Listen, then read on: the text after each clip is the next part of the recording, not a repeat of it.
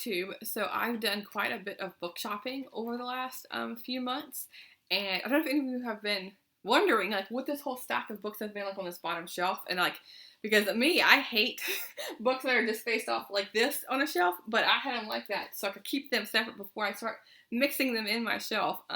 Because I wanted to do a book haul. And so now I can finally shelve them once I finish showing you what all the books I've gotten over the last few months. And so the first one is a graphic novel, Heartstopper Volume 1 by Alice Oseman. And I've already read this one. It's following two teenagers who have an interest in each other. And one of them is already out as gay, but this one is still like, I'm not unsure, but didn't know of his, not inclinations, but possible interest in guys until he met him. And so yeah, it's a really cute story, and I for sure I'm going to be picking up the next one in this series. And this is Boy Meets Boy, Boys Become Friends, Boys Fall in Love. So yeah, this was a really cute. And the shop I went to was a really cute shop in Portland that I just loved the outside, all the different paintings and artwork, and I took a picture and put it on Instagram, so if you're interested in looking at it, you can follow me on Instagram for that. And yeah, I for sure will go back to that store because it had a lot of like independent, like indie published books that I've never seen before, and little pamphlets too, and so I for sure want to check those out. And then I have Gary Paulson's Eastern Sun, Winter Moon, and autobiographical Odyssey. And I really like Gary Paulson's work. I've read a multitude of his stuff, and this I found it, and I was like, I saw his name, okay, I'm gonna pick it up. It's a memoir of his World War II childhood, a powerful, haunting self-portrait of a young boy drawn helplessly into this physical and emotional violence of the adult war, from wartime Chicago to the ravaged post-war Philippines. He travels with his mother throughout this. And so, yeah, it's like American rite of passage is what it says. And so, yeah, and there's some pictures here of him on a horse and then him maybe with his mother here. Is there a picture maybe? I don't think so. Inside the book. But yeah, I'm looking forward to this one. And then I have, for my Newbery books, this is The Upstairs Room by Johanna, Reese. It was their only hope, but I don't know. That's all it says. I have no idea what that's about. It's a life in hiding. When the German army, my goodness, occupied Holland, Annie was 8 years old, and because she was Jewish, her life was in grave danger. And so yeah, we'll see what this one is like. Well, I can see now. There's like the Nazi flag right there in the background. But yeah, I knew nothing about this. I'm just collecting these as I see them for my Newbery project because I'm reading them in chronological order. And this came out, because it might be a while till I get to this one, in 1972. And right now I'm almost in the 1950s. And so I have a good 20 years of all the winners and the runners-ups before I get to this one. But yeah, I'll have it when I'm ready for it. And then this is Little Farm in the Ozarks by Roger Lee McBride. And I have the first book in the series, and this is the second one, following Rose Wilder's years as she's growing up on the Ozarks, on the farm that Laura and Almanzo had in Missouri.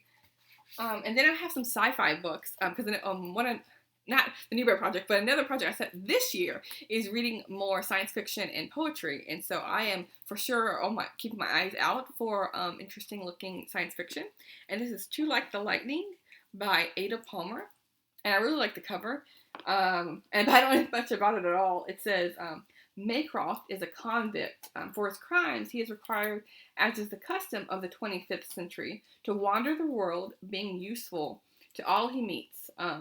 And then there's Carlyle, who is a sensayer, a spiritual counselor in a world that has outlawed the public practice of religion, but which also knows that the inner lives of humans cannot be wished away. So yeah, we'll see what adventure this takes me on. And then another science fiction is James A. Corey's Caliban's War, and this is book 2. I don't have book 1 yet, but I've heard a lot about this series. The Expanse. That's a TV show, and I don't know if the TV show is finished or where that's at, but I'm for sure I'll read the first 2 and then I can watch the show. So looking forward to that. And this is we are not alone. I mean, maybe I'm sure a lot of you know more about it than me. But let's see, in the vast wilderness of space, James Holland and the crew of the Roseannaut have been keeping the peace of the Outer Planets Alliance when they agree to help a scientist search for war-torn Ganymede for a missing child. The future of humanity rests on whether a single ship can prevent an alien invasion that may have already begun. So, okay, alien invasion story. That's something that I don't typically. Or did she lose her bone? I don't typically read about. I normally read like the space operas, like traveling throughout space and different planets. But yeah, so this will be interesting to pick up and something different. And then moving from sci-fi to my for sure more comfortable nature writing, and this is Far From Any Coast: Pieces of America's Heartland by C.W. Guzwill. And this is following us. It's set in Southwest Missouri, the hollows of Kentucky, a Minnesota village. Yeah, so it's going from western Kansas. From the northern woods and waters to the Ozark Highlands, from the barrens of western Kansas to the Appalachians. So yeah, looking forward to this one. Like all the different, animals and critters that inhabit these different areas. Yeah. Greatly looking forward to that one. And then I have, talking about the Heartland, I have The Prairie Keepers by Marcy Hull. And yeah, the name and the cover, yeah, that's all I need. And it's written, it's about nature. This is set in, actually it isn't the Midwest like I was thinking. Because yeah, I didn't read the description. This is tucked away in the far corner of remote northeastern Oregon lies the ruggedly beautiful Zumwalt Prairie. Okay, so reading this, I'll have to check out this part of Oregon probably over the summer. So yeah, this will be fun to read about. Yeah, and the reason I didn't really read much of the descriptions of these because these were like really, really cheap at a library book sale. These were like no more than $3. So yeah, I'm not just, I normally don't do cover buys, but yeah, that is why I did several cover buys. And this is Helen Hoover, The Long Shadowed Forest. Another nature book. Let's see.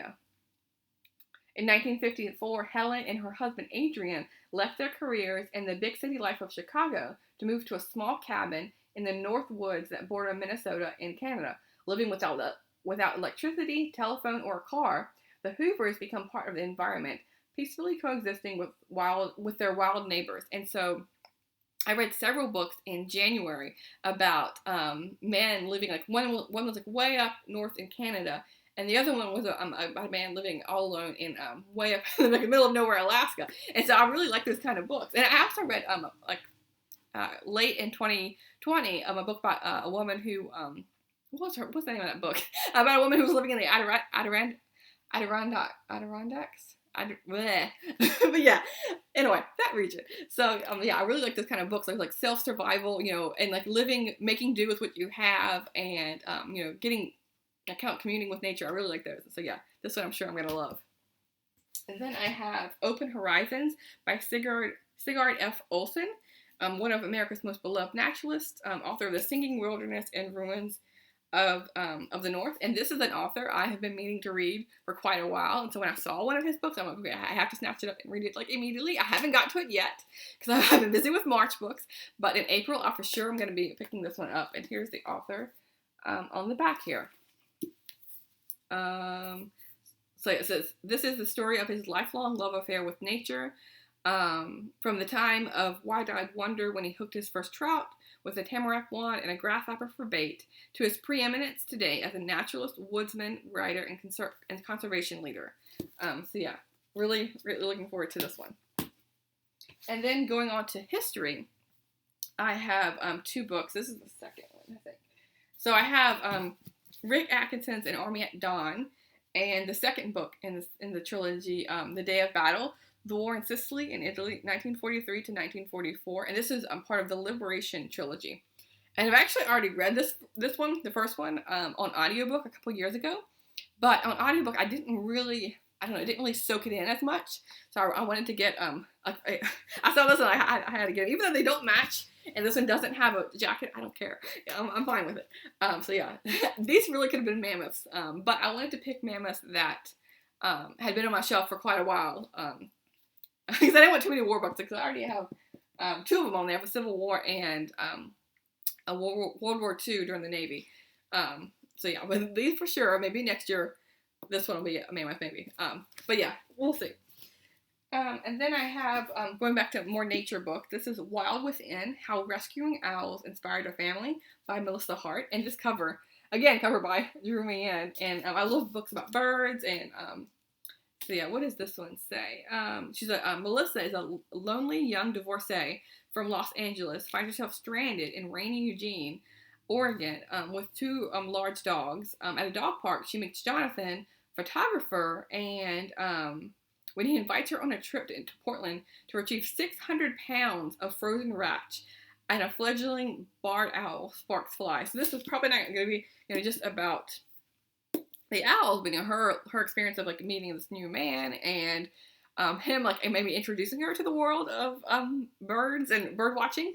So yeah, we'll see how that goes. And then I have Other Minds, The Octopus, the Sea, and the Deep Origins of Consciousness by Peter Godfrey Smith. And I have had this book on my wish list for quite a while.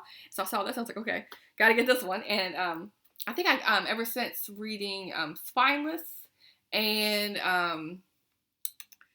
Cy Montgomery's book, I have wanted, this book has been on my radar. And so yeah, happy to get this one. It says, although mammals and birds are widely regarded as the smartest creature on Earth, it has lately become clear that a very distinct branch of the tree of life has also sprouted higher intelligence. The cephalopods, the squid, the cuttlefish, and above all, the octopus are the closest we will come to meeting an intelligent alien. What can we learn from the encounter? And so yeah, what will I learn? I'm sure I'm going to learn a bunch. And then I have Seeds, the Triumph of Seeds, How Grains, Nuts, Kernels, Pulses, and Pips Conquered the Plant Kingdom and Shaped Human History by Thor Hansen. And here's a bunch of seeds on the cover here. And I think Olive over at a book hall read this book, if I'm not mistaken, like a year or so ago. And really liked it. Or maybe a book in this kind of collection, because I think there's several that focus on different categories of things like bugs or beetles or seeds. Maybe I'm completely wrong about that, but I think there is some kind of like series ongoing. So yeah, I don't know as much as I'd like about seeds, and this kind of like fits in with all my nature books, how those different grasses got seeded or flowers and so on. And so and I'm sure it never goes with the birds that I like reading about. So yeah, this was like a needed book for me. And then the last book is a giant, like, picture book. And again, no cover, but I'm okay with that. This is The Last Wild Wolves, Ghosts of the Rainforest by Mcbride. And I'm just going to show you some pictures here. So here's one here. And then, yeah, this is just full of pictures. Let's see if I can find. Kind of with following fables here. Her ancestry. Because she's kind of wolfish. Like, I think she looks like a coyote. So yeah, I think most of these books down so you can see her. Yeah. So yeah, I have this one. So yeah, I have plenty of reading material to get me through several more months. So yeah, hopefully I can like cut back on my my book buying for a bit so I can get read all these. Because I read a lot of books, but I don't put as much emphasis as I would like on my physical, TBR. So I'm sure this is prompting me to do that. Because even though these were really cheap, they rack up and they're just staring at me, making me feel guilty. And so yeah, I need to get to these. But let me know if you've read any of these, and I'll talk to you soon. Thanks, BookTube.